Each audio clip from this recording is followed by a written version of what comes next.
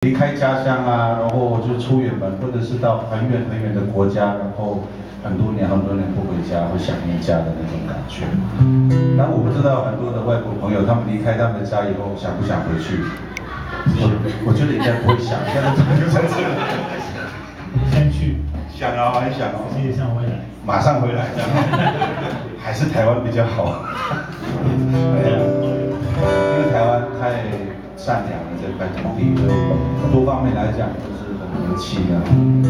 当然，能够吸引他们留在台湾，也是我们台湾人的一个骄傲。我说就说一点。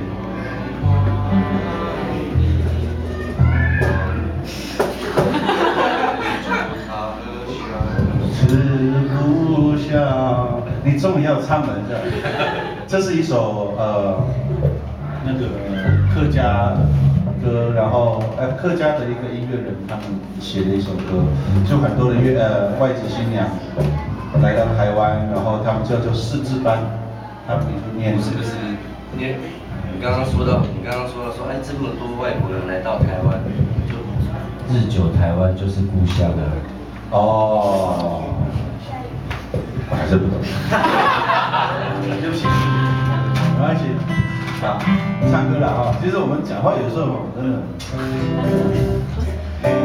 我们从来都听不到道哥讲话，道哥讲笑话嘛。要这样说话。嘻，没关系啦，因为道哥比较含蓄一点。不过他的户外活动很精彩，他玩那个风浪板、windsurf， 还有冲浪，他非常喜欢，非常棒。他曾经就用他的野狼125载的浪板这样子走过中央山脉，从花莲骑到中央山脉，然后回到那个新竹，是这样子嘛，对不对？对啊。对哦。所以那个车子叫风神125。是吗？经过县道184。哎，你们知道那张专辑哦？李生祥的，不知道了，误打误撞的那。